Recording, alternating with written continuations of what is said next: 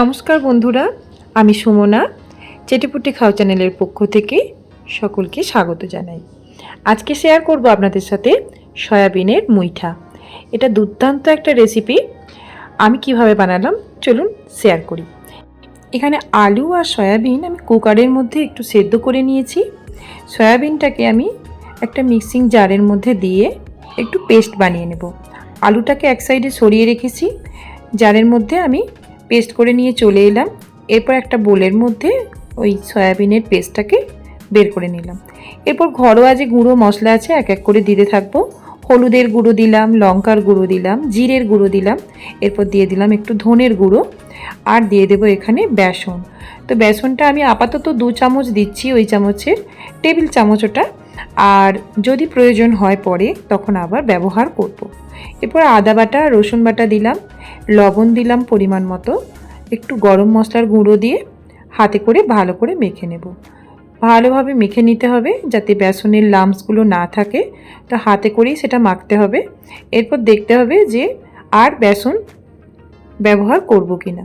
তো মুইঠাটা আমি দেখলাম হাতে করে বেশ সুন্দর ভালোভাবে মুইঠা বানানো হয়ে যাচ্ছে, তাই আর বেসন ইউজ করিনি। ঝটপট মুইঠাগুলো হাতে করে তৈরি করে নিলাম। এরপর মুইঠাগুলো রেডি হয়ে গেছে, সর্ষের তেলের মধ্যে গরম গরম ভেজে নেব। তো দুটো মুইঠা আমি আগে প্রথম দিয়ে দিলাম। তেলের দিকে দেখলাম তলার দিকটা লেগে যাচ্ছে, তো তখন আমি একটা উপায় বের করলাম।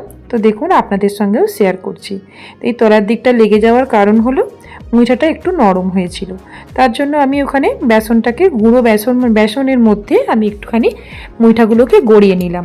এরপর দেখুন গরম তেলের মধ্যে দিলে আর তলার দিকটা লেগে যাবে না। অনেক সময় হয় তেলটা ঠান্ডা থাকলে, মানে ঠিক মতন গরম না হলে, না হিট হলে তখন লেগে যায়, কিন্তু এটা আমার মুইঠাটা একটুখানি নরম ছিল তাই এরকম হচ্ছিল। এরপর দেখুন কত সুন্দর গরম গরম মুইঠা আমাদের রেডি। এইরকম গরম গরম মুইঠা টমেটো সসের সাথে খেতে কিন্তু খুব ভালো লাগে, দুর্দান্ত খেতে লাগে। দেখুন আমি এরপর তুলে নেব, একদম রেডি হয়ে গেছে। তো এরকম কয়েকটা মুইঠা সত্যিই রেখে দিয়েছিলাম, আপনারাও খেয়ে দেখবেন, খেতে খুব ভালো লাগবে।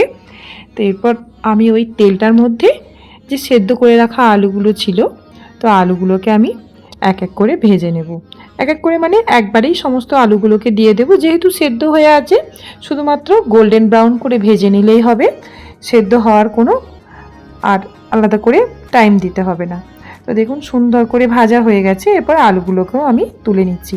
তো এতটা তেল আমি রান্নাতে ইউজ করব না, তাই কিছুটা তেল আমি তুলে রাখবো, একটা অন্য বাটিতে কিছুটা তেল তুলে রাখবো, দিয়ে আমি রান্নাটা কমপ্লিট করব। তো কিছুটা তেল তুলে রাখলাম। এরপর আমি একটা শুকনো লঙ্কা ফোড়ন দিলাম, একটা তেজপাতা দিয়ে দিলাম, কয়েকটা জিরে ফোড়ন দিলাম, কোচানো পেঁয়াজটা দিয়ে দিলাম। একেবারে মিহি করে কুচিয়ে নেওয়া আছে, এতে করে গ্রেভিটা বেশ মাখো মাখো হয়, খেতেও ভালো লাগে। যত মিহি করে পেঁয়াজ কোচানো হবে ততই কিন্তু গ্রেভিটা ভালো টেস্টি হবে। দেখুন গোল্ডেন ব্রাউন করে আমি পেঁয়াজটাকে ভেজে নিয়েছি। এরপর এর মধ্যে আমি আদা বাটা, রসুন বাটা অ্যাড করেছি। আদা বাটার মধ্যেই আমি 2টো কাঁচা লঙ্কা ভালো করে ধুয়ে বেটে নিয়েছি, আর আদা আর রসুন বাটাটাকে আমি পেঁয়াজের সঙ্গে বেশ ভালো করে কষিয়ে ভেজে নিচ্ছি যাতে কাঁচা গন্ধটা না থাকে। এরপর আমি এর মধ্যে ঘরোয়া গুঁড়ো মশলাগুলো অ্যাড করব। জিরের গুঁড়ো দিলাম, ধনের গুঁড়ো দিলাম, তার আগে হলুদের গুঁড়ো, পরিমাণ মতো লবণ, হালকা লঙ্কার গুঁড়ো, আর কিছুটা দেব কাশ্মীরি লঙ্কার গুঁড়ো যাতে কালার আসে। তো ওটা তেলের মধ্যে দিলাম। তেলের সঙ্গে কাশ্মীরি লঙ্কার গুঁড়োটা একটু হালকা নাড়াচাড়া করে নিলে একটা দুর্দান্ত কালার আসে, দেখতে খুব লোভনীয় লাগে। তো মশলাটাকে বেশ ভালো করে একটু কষিয়ে নিচ্ছি। এরপর আমি টমেটোটা আমার বাড়িতে ছিল না, তো দেখলাম একটু টমেটো কেচাপ উপর থেকে একটু দিয়ে দিলাম। যদি টমেটো থাকে তো টমেটোটাকে মিক্সার গ্রাইন্ডারে পেস্ট করে দেবেন, সেটা খেতে বেশি ভালো লাগবে। আর ওই যে বললাম যত গ্রেভিটা মাখো মাখো হবে তত কিন্তু টেস্টি হবে। একটু জল দিয়ে ভালোভাবে কষিয়ে নিলাম। মশলা সুন্দরভাবে কষিয়ে গেছে, এর মধ্যে সামান্য পরিমাণ আমি চিনি অ্যাড করেছি। এরপর আমি ভেজে রাখা আলুগুলো কষানো মশলার মধ্যে দিয়ে দেব। আলুটাও মশলার সাথে বেশ সুন্দর করে কষিয়ে নেব।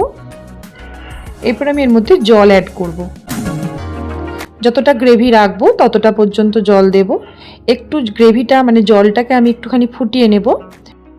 তারপর সয়াবিনের মুইঠাগুলোকে ওই গ্রেভির মধ্যে দিয়ে দেব।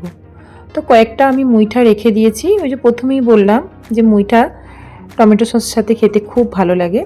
তো সয়াবিনের মুইঠা একটুখানি গরম মশলা আর ঘি ছড়িয়ে পরিবেশন করেছি। আজকের মতো এই পর্যন্ত। ভালো থাকবেন। টাটা।